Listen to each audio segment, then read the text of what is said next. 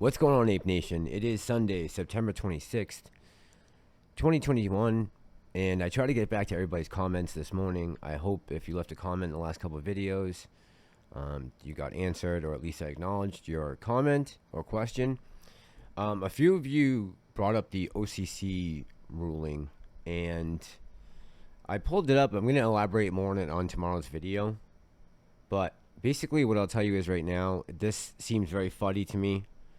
This seems like someone's looking to make a name for themselves with this DD. And this is my issue sometimes with DD and with Reddit, is sometimes there's just too much and people lose track of what's important and what's not. And this rule change is not as big of a deal as this person made it out to be. I'm surprised the link is even still up on Reddit, but it is what it is. But I'll go more in depth into it tomorrow night about what exactly this OCC filing is that they have with the SEC, and I'll go more in depth tomorrow night and talk about why I feel like this is nothing to get yourselves worried or worked up about.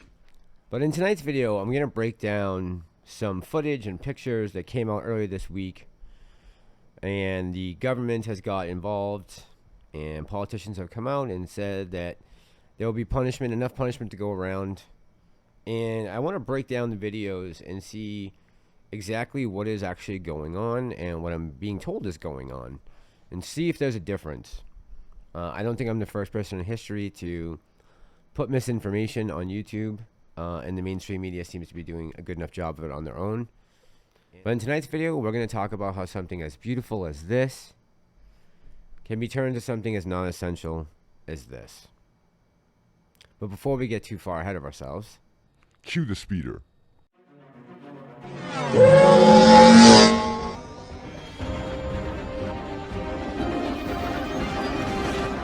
And you just said that on camera. This going viral. Guys, thank you so much for crushing it and getting me to 1,000 subscribers. If I haven't earned your subscription yet, this is the way. Alright, Ape Nation, let's break this story down.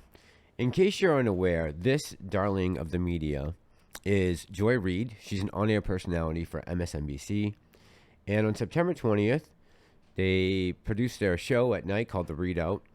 And the title of the video they uploaded to YouTube was called "The Images of Haitian Immigrants at the Border Should, quote, make Americans skin crawl," unquote.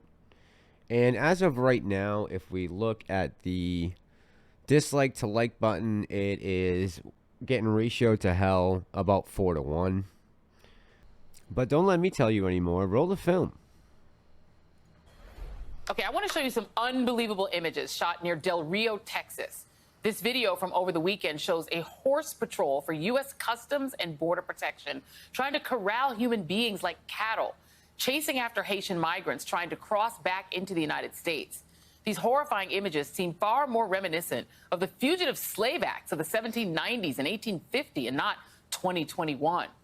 Today, the chief of Border Patrol told reporters that these agents were most likely using a technique to control their horses, but would look into the matter. Wow, okay, thanks. Over the past few weeks, Del Rio has faced a wave of migrants, about 15. And then Joy proceeded to have representative from the great state of Minnesota, Ilhan Omar, on to throw in her 2 cents about what she thought.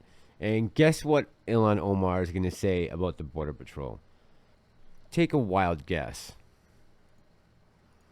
Other people are calling on them to do that as well. And very quickly, I know that, funding for the government begins in the House.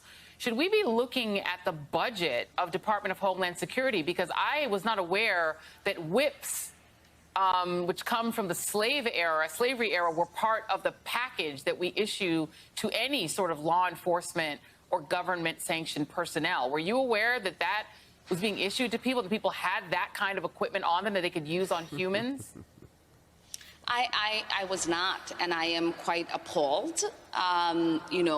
When it comes to our immigration policy for so many years, cruelty has been very much embedded in it. There is obviously systematic racism at play here. We have seen many people come to our border, and the fact that we are dealing with mainly Black migrants and black immigrants and asylum seekers at our border in this kind of way really speaks to the kind of racism, systematic racism that is embedded in that department and all of the departments that deal with our immigration policy. Congresswoman Ilhan Omar, thank you very much. Really appreciate you being here. Right, it's mostly black. Forget about the 1.2 million South Americans and Central Americans who have come over the border. Okay, Ilhan. So that's their take on it. And I'm going to call misinformation here. And I'm going to tell you exactly why I call it misinformation. Because no one took the time to do their research to find out actually what these people were doing. These Border Patrol agents who are cowboys. They ride horses. That's what they do for a living. And why don't we ask an actual cowboy, what does he see in the pictures? Because at first, I was horrified as well as the pictures that the media was putting out and what they were saying. I was like, man, this is horrible. But then I just took a little bit of time and did a little bit of digging, and here's what I found. Welcome back, everybody, to another edition of Heavy Duty Country. I had to break out one of the old cowboy hats for this one. I just want to start this one off by saying that if you have no idea about the topic of conversation, it's probably good to just keep your mouth shut. Like, don't talk about it. Find something better to talk about. Maybe something that you've studied. Maybe something that your boyfriend does, your girlfriend, your pronouns, whatever. Now, this is something that I feel like I should talk about because I rodeoed for several years and I ranched for several years. And let me tell y'all have it so damn wrong. It's not even funny. Like, all of us who kind of know something about horses, about the entire field of it, are just looking at you like they're just looking for an excuse to get triggered at this point. So clearly we have a problem at the border. That's no one's fault but Sleepy Joe's and Kamala's. No one's fault. You can say whatever you want about it, but it's their fault. They're in charge of it. So our Border Patrol are having to work double time, triple time, pretty much work all the damn time to figure it out. And so there's been a whole bunch of pictures that have emerged of Border Patrol agents on horses rounding up people that are literally trying to get in as we speak. And oh boy, did social media blow up about it. Let's take this picture, for example. This is what people thought about this picture. Oh my God, he's whipping him. God, what are we back in the slave times? Second, for those of you who are talking about this, who have no clue what you're talking about, they're reins. These aren't even really long enough to be used as whips. Second part of it, just so the White House understands this, because Psaki is answering questions saying, oh my God, it's deplorable. We can't whip people. There are photographs and reports of border agents on horseback using what appear to be whips on Haitian migrants. Does the administration view that as an appropriate tactic? Can you speak to that? There are people who are upset about it. Yeah, understandably so. Can't imagine what context would make that appropriate. I don't think anyone seeing that footage would think it was acceptable or appropriate. Why don't you fix the border and then none of this has to happen? But you're still not understanding, so let me show you again. In one of the videos, you see a Border Patrol agent whipping his rein around like this, and y'all went nuts. Oh my God! Oh, he's about to whip somebody.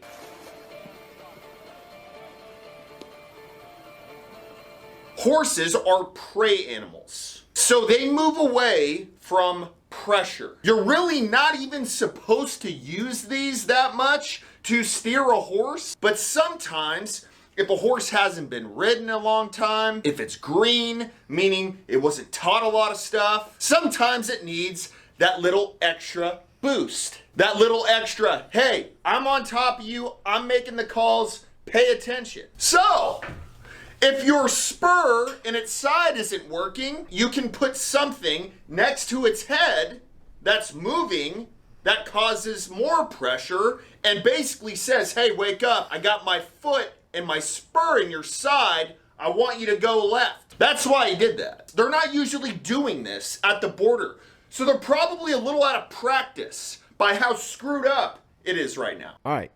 So if you just actually took the time to do a little investigating, you would find out exactly what's going on. Yeah, these guys are cowboys.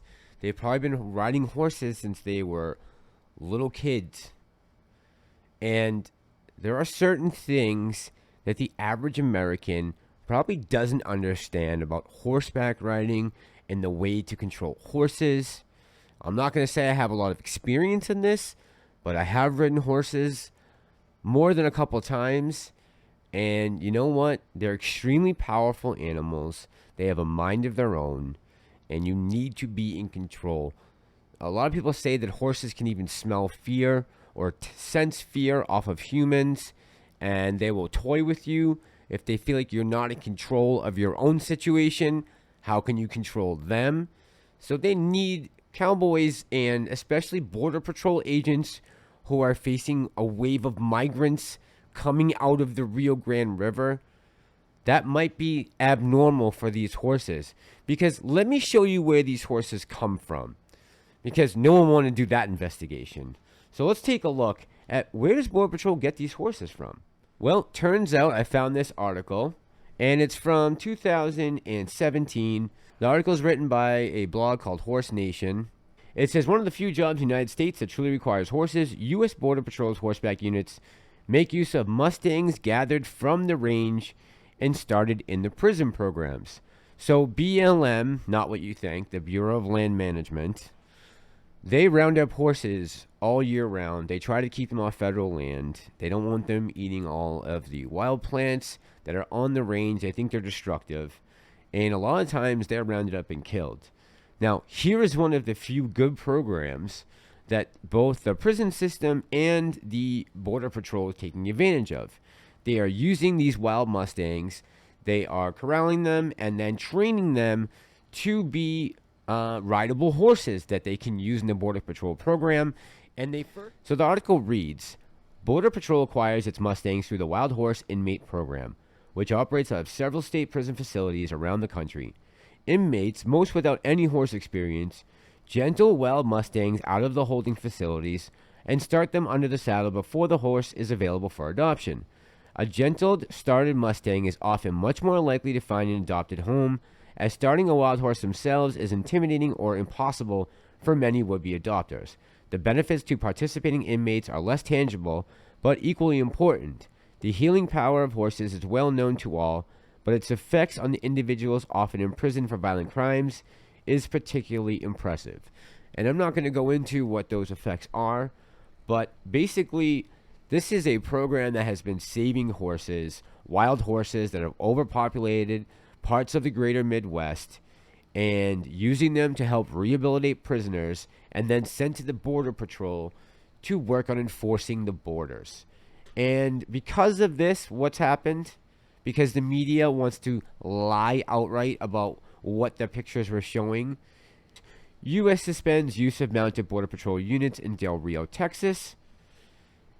And now, no longer will that program probably be in effect. They will probably dismantle that and put that into budgets for the people who came over to have health care, because we are the greatest welfare country in the world. Speaking of which, I think it's about time that we start making the differentiation between people who are coming here, who are asylum seekers, and economic migrants, because there is a difference. An economic migrant is someone who came here in 2010, has been in another country for the last 11 years, and just like the cowboy said, which is a really good point, they, meaning the administration, created this problem. Here these guys are out here trying to do their jobs. Don't forget, they are Border Patrol. They're supposed to protect the border from people coming over. That's all they're asked to do. I mean, along with issuing aid and stuff like that, they are supposed to be keeping people out of the country. And they gave the excuse of shutting down the wall that they could do a much better job if they just used drones and surveillance and actual people working the border. That was what we were told, right? We don't need the wall. There are other ways we can do it.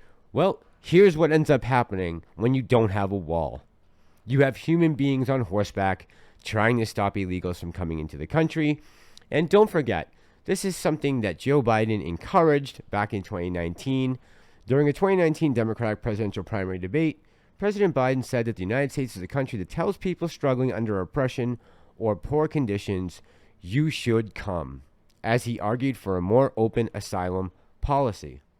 And now I'll let the president tell you how that policy is going, encouraging this huge surge to the border. You take responsibility for the chaos that's unfolding.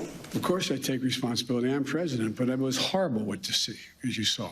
To see people treated like they did, horses barely running them over, people being strapped, it's outrageous. I promise you those people will pay. They will be, there's an investigation underway now, and there will be consequences. There will be consequences. I wish he had talked to the Taliban and ISIS-K like that. But I find it hilarious that he is here yelling at American Border Patrol agents for doing their job and lying about what they were doing. Meanwhile, ISIS-K and the Taliban are getting treated as a legal entity in Afghanistan. And after they blew up 200 people at Kabul International Airport, we went to attack them, and we made a drone strike to wipe out the ISIS-K. And what happened? Oh, just a tragic mistake. U.S. determined Kabul drone strike killed 9 people, an aid worker, and 8 of his family members, 7 of which were children. You know, it'd be nice if he used this stern policy, stopped using it on Americans trying to do their job, and maybe focus it on people who are actually committing crimes. And before I close this video, I want to show you one more important person who weighed in on the subject. And she's our favorite probably, because instead of doing what she should be doing, she's out here crying about, well, let's let Auntie Maxine tell you. I'm pissed. I'm unhappy, and I'm not just unhappy with the cowboys who were running down Haitians and using their reins to whip them. I'm happy with the administration. We are following the Trump policy.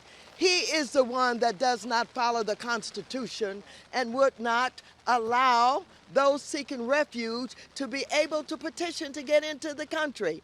What the hell are we doing here?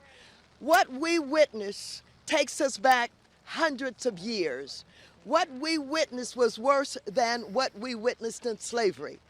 Cowboys with their reins again whipping black people, Haitians, into the water where they're scrambling and falling down when all they're trying to do is escape from violence in their country. Yes, it is unfortunate that it is the poorest country in this hemisphere. It is unfortunate that they have no stable government right now. It is unfortunate that they... And it's unfortunate that Maxine Waters continues to be elected as a representative of this country. So let's go back to what Maxine said. They're just asylum seekers. As I said before, these are not asylum seekers. They have already been on the continent or in Central America or South America or some other country before they came here.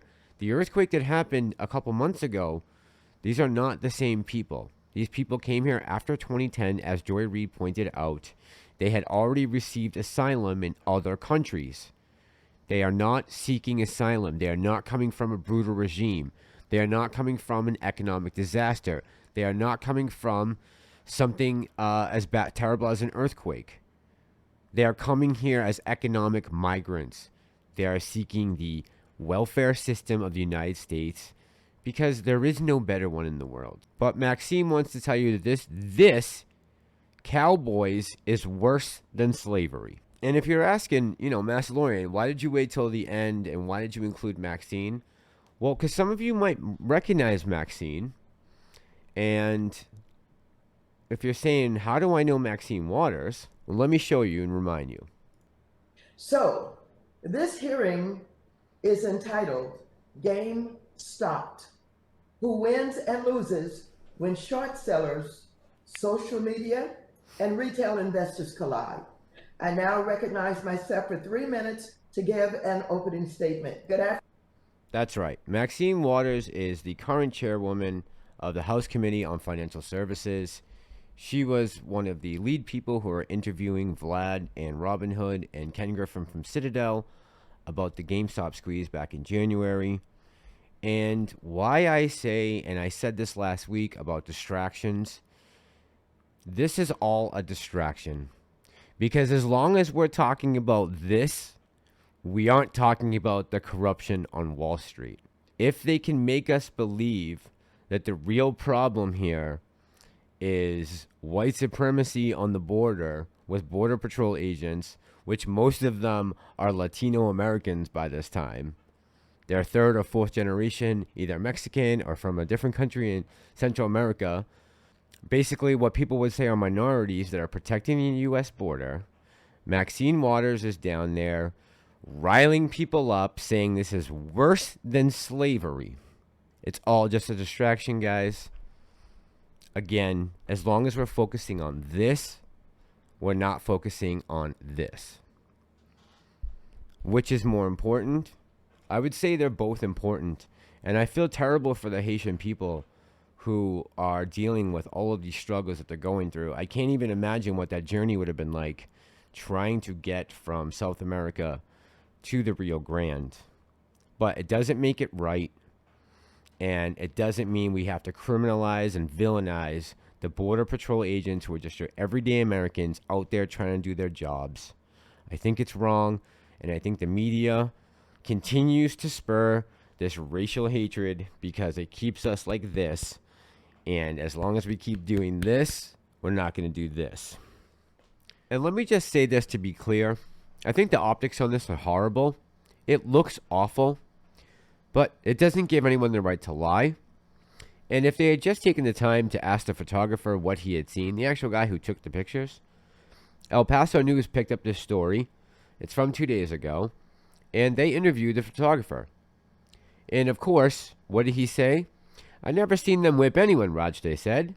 "He was swinging it, but it can be misconstrued when you're looking at the picture." Again, just by doing a little bit of digging, we get the actual story from the person who took the photographs. And at the beginning of the video, I told you, I said, how are we going to get from wild Mustangs, beautiful wild Mustangs, to Elmer's glue? Well, right here in this article in black and white, it talks about how BLM, if the horses are not adopted or they're not given to government programs or prison programs, they end up in Elmer's glue bottles. And now that they've dismantled this program, there's a pretty good assumption that that's where they will end up. Hopefully most of them will get adopted, but a lot of them have this fate, and it's unfortunate. All right, guys, I'm going to leave it at that. I'll be back tomorrow night with an OCC video talking about that ruling. We'll see what happens with the AMC this week. I'm hoping for a nice green week. I'd like to see us bump up and at least get over a couple technical lines if we can. Hopefully there'll be some buying pressure, and everything from Evergrande will have died down by now, and we'll see some money come back in from retail and institutional buying. So I wish you guys the best. I'll be back with you tomorrow night. Thank you guys for all the support as always. This is Ape Nation. I'm the Massalorian, and I'm out.